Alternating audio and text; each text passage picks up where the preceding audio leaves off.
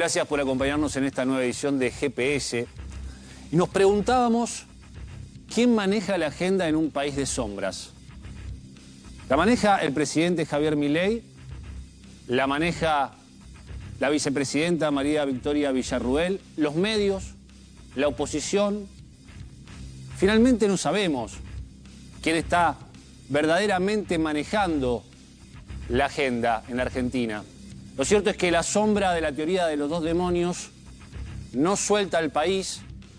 Ahora que sabemos, que quedó claro, como te habíamos anticipado, que hubo un operativo de diputados que fueron a visitar a Ezeiza, a genocidas, sus caras vuelven al ruedo en el país de sombras, y también a Campo de Mayo, con una finalidad, obtener la libertad que hasta ahora no pudieron. Quieren volver a sus casas los peores de todos. Y entonces todos se miran, pero ¿quién hizo esto? ¿Quién los mandó? Patricia Bullrich, yo no fui. El presidente, yo no fui. La vicepresidenta, bueno, no sabemos. Lo cierto es que en medio del escándalo, que todavía tiene mucho para contar, aparece la vicepresidenta Villarruel con un discurso aparentemente fuera de agenda, en donde decía esto. Escúchalo. Argentina merece no ser un nido de impunidad y para ello hace falta que construyamos sobre los cimientos que se hacen con justicia. Por eso reabriremos todas las causas de víctimas del terrorismo para que sea la justicia la que haga lo que debió hacer hace más de 20 años. Argentina, nuestra patria dorada, para que pueda vivir su aurora, su renacer con justicia, debe hacerlo solo con este valor.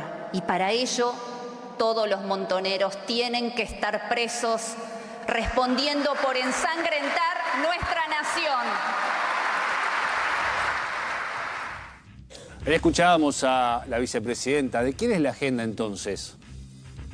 Porque claro, esto llamó la atención, incluso dentro de La Libertad Avanza, donde se preguntan qué va a pasar con nuestra ministra de Seguridad, acusada de montonera por el presidente de la Nación, ahora que Villarruel relanza esta idea de persecución o de supuesta justicia o, llamémosle, como en otras épocas, pacificación, ya que no salió lo que estaba pensado para los genocidas que están detenidos, entonces vayamos por los montoneros que están libres.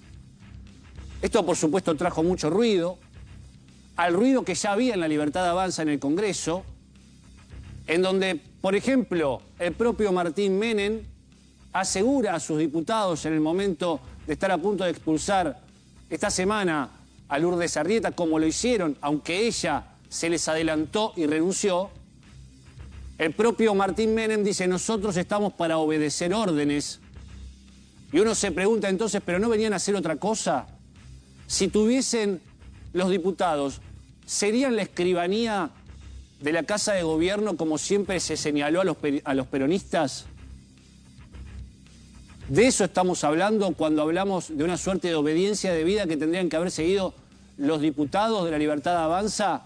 Nosotros estamos para obedecer, le dijo Martín Menem a sus diputados en el Congreso mientras estaban empujando al vacío, de alguna manera, al monobloque, a Lourdes Arrieta, que respondía de esta manera. Escúchala. Decidí hacer mi propio monobloque justamente por estas razones. No puedo ser parte de un lugar donde realmente, primero, que no me respetan y segundo, no respetan la agenda del presidente. ¿Por qué dice que no la respetan? ¿Por qué dice usted que no la respetan? Bueno, es evidente los malos tratos, el aislamiento, la falta de consideración, todos se lavaron las manos, me dejaron sola, a los que realmente tienen que investigar. No nos investigan y bueno, yo no puedo ser parte de... Se lavaron las manos justamente con el tema de la visita, me pusieron a mí como carne de cañón. Segundo, que tendrían que investigar a el diputado Beltrán Benedict, que organizó la visita, a los diputados que también fueron justamente al penal, a la diputada María Emilia Orozco, a todos los diputados que estuvieron justamente implicados en esta reunión, como la señora Lilia Lemoine, y también que nos cuenten qué es lo que pasó en esa reunión del 14 de marzo.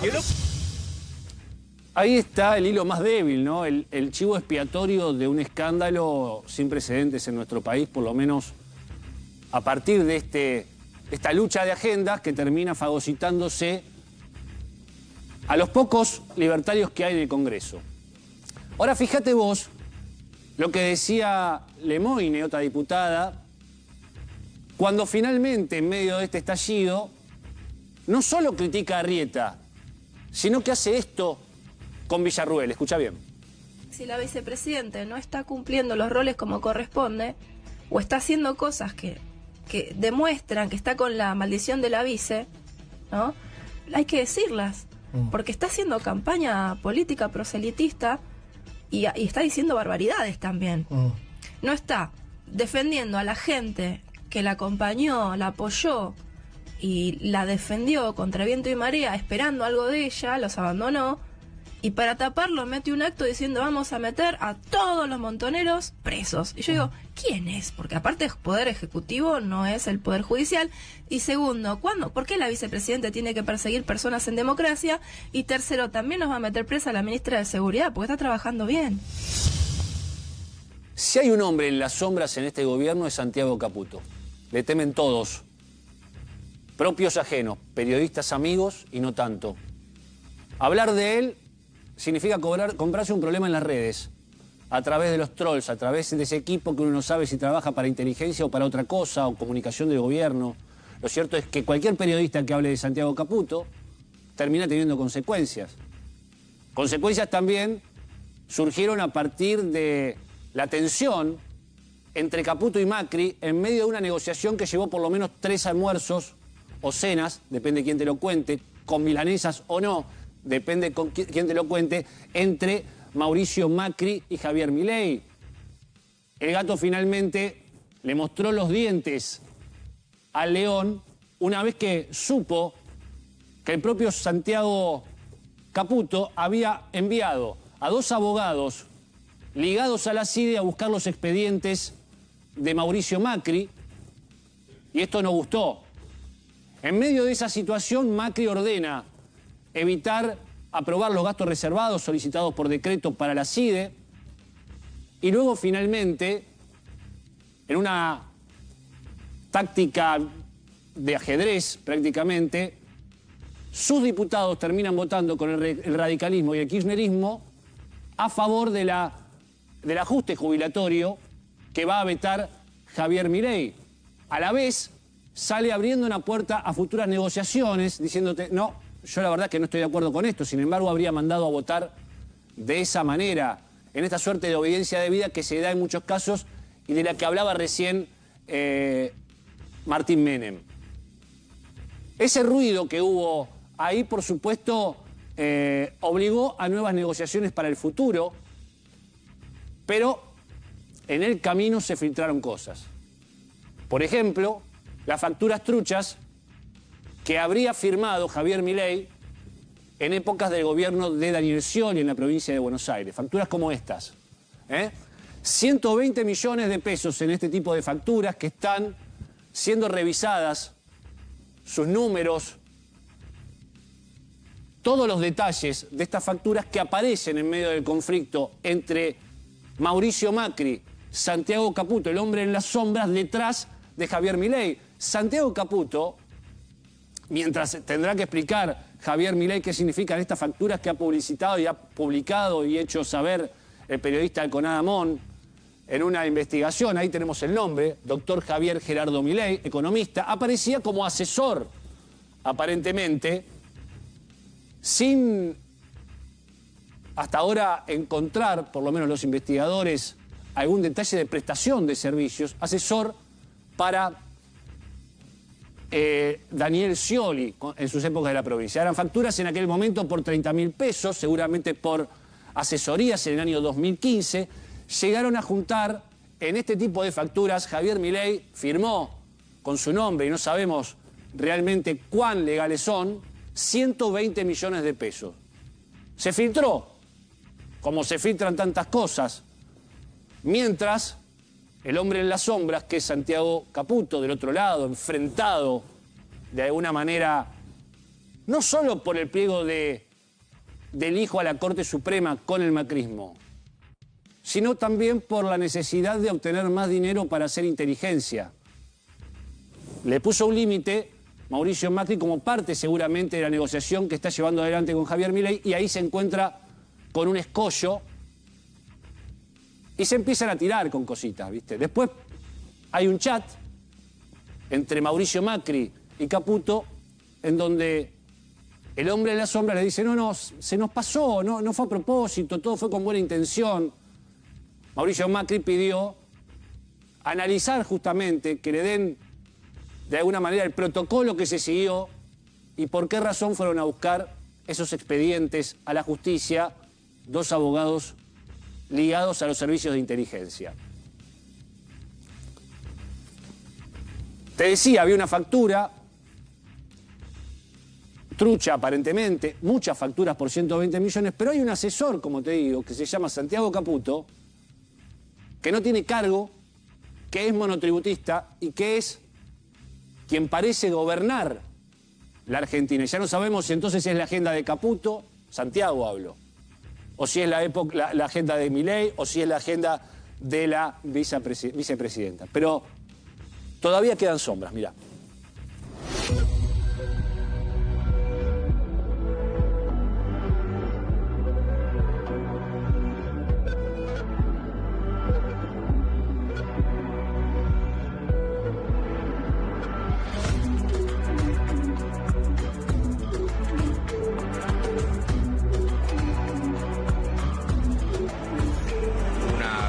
Policial se constituyó en el Ministerio con una orden de allanamiento en mano emitida por el juez Sebastián Casanelo, el titular del Juzgado Federal 7, que actúa en una causa que se inició este año por una denuncia del dirigente Juan Grabois. La denuncia constaba de que había 6.000 toneladas de alimentos sin entregar, que estaban con fecha de vencimiento, en condiciones inaceptables de guarda, tanto en Villa Martelli como en un depósito en Tucumán.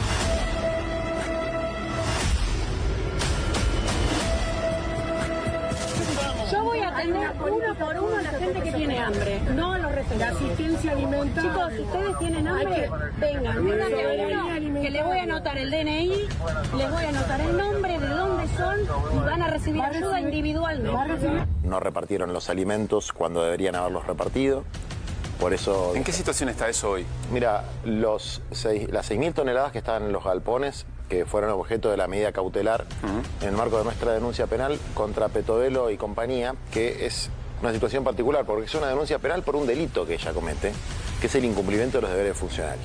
El funcionario del juzgado, doctor Sebastián Casanelo, se presentó el día de la fecha en el secretario, que se le contaba, para cumplimentar una diligencia vinculada a las causas que tramitan. La diligencia es un allanamiento. O sea, el Ministerio Humano está cumpliendo en tiempo y forma con el plan de distribución de alimentos.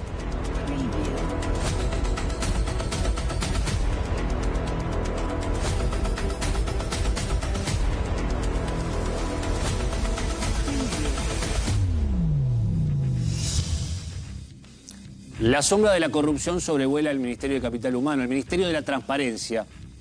Ustedes recuerdan que en un principio se terminó con la entrega de alimentos para evitar intermediarios que supuestamente estaban realizando algún tipo de corruptela en esa intermediación. ¿No es cierto que la denuncia se presentó y fue como un boomerang? Porque quien empezó a estar investigado ahora es el Ministerio del Capital Humano, luego de encontrarse que había, en su momento ya hace varios meses, contrataciones a gente que jugaba el rugby, a personas que nada tenían que ver con la función pública y con los conocimientos que se necesitaban tener, y terminaron apareciendo como en una lista de trabajadores truchos, de ñoquis.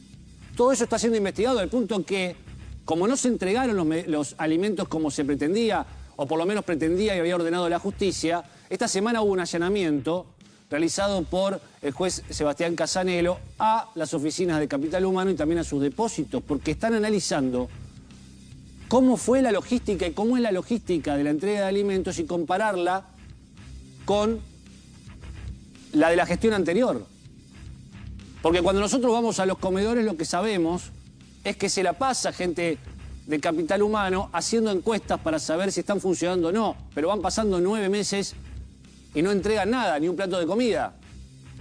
Gracias a los medios, a los vecinos, finalmente se le da de comer a la gente más humilde, a esta que está prácticamente fuera de todo en la Argentina. Pero también el fiscal Marijuán denunció a la cúpula del ANSES por contrataciones por 800 millones de pesos, también para esta fundación de Estados Iberoamericanos que aparece siempre por todos lados.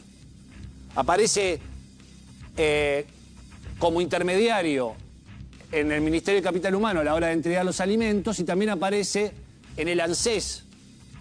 Mariano de los Heros es el titular del ANSES y se lo está señalando el propio fiscal de la Nación, Guillermo Marijuán, por la posible defraudación de la administración pública, conforme al artículo 174, inciso 5 del Código Penal.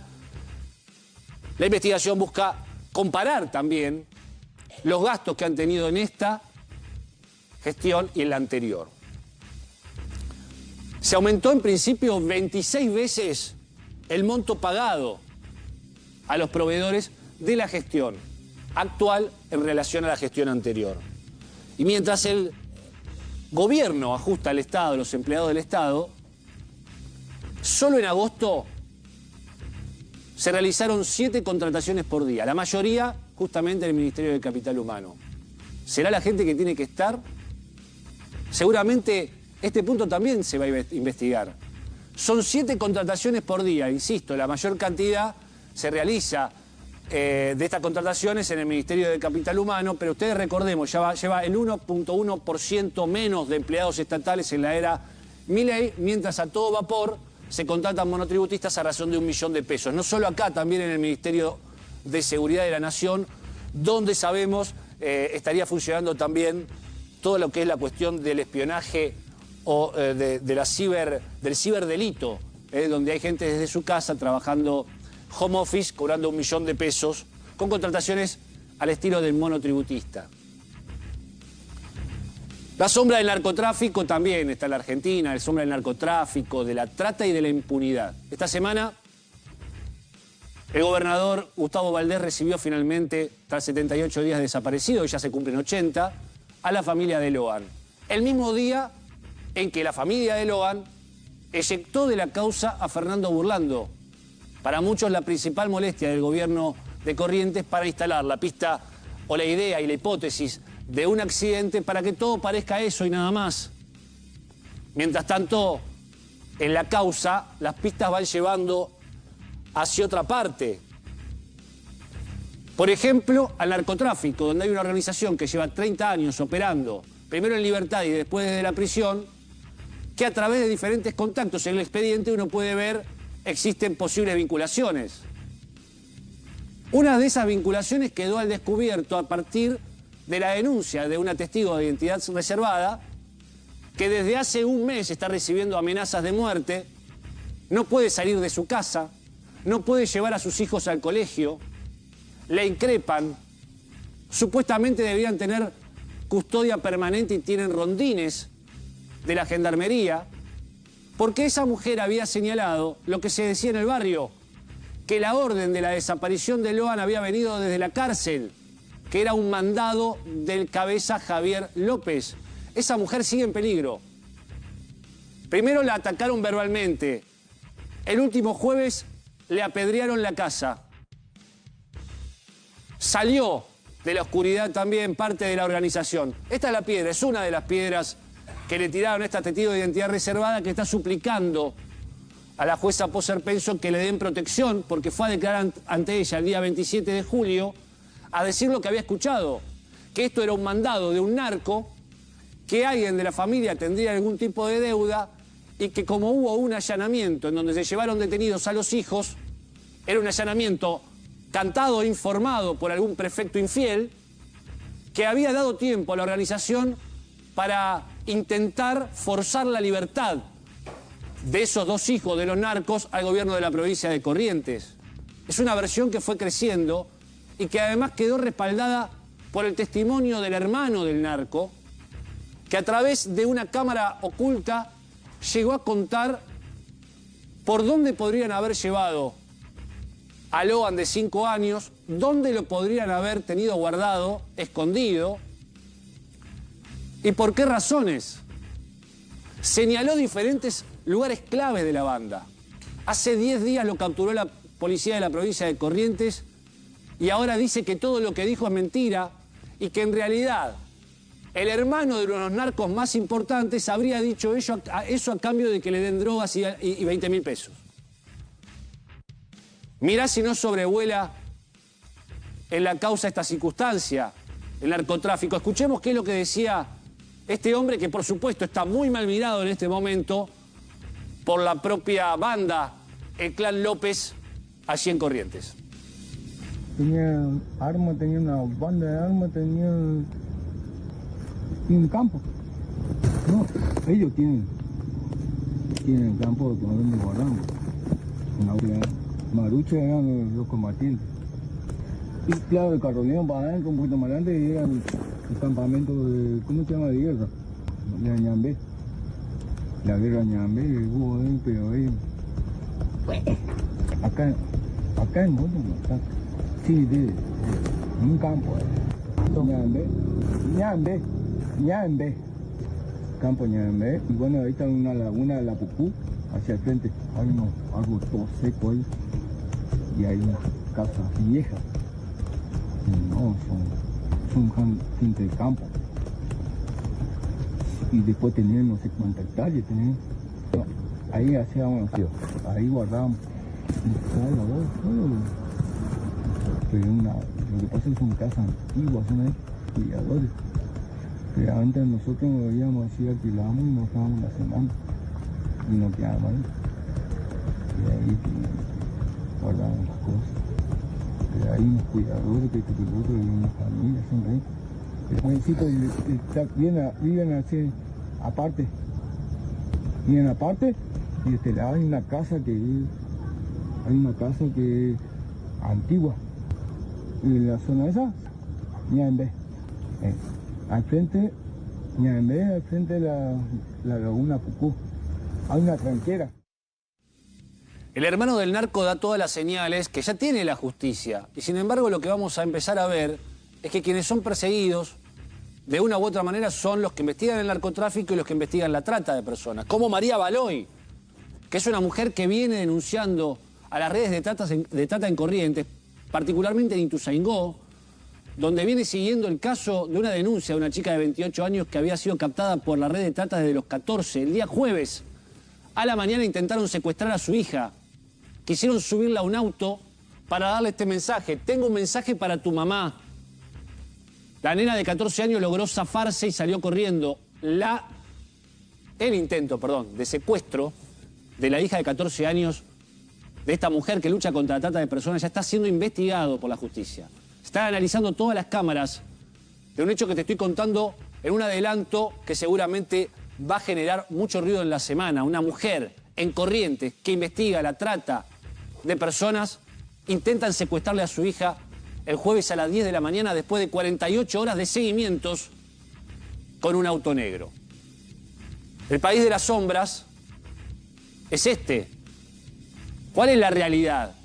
La sombra y el ruido que vemos alrededor de todos estos temas que nos importan a los argentinos, ¿o nos vamos a quedar con las sombras? Bienvenidos. Esto es GPS.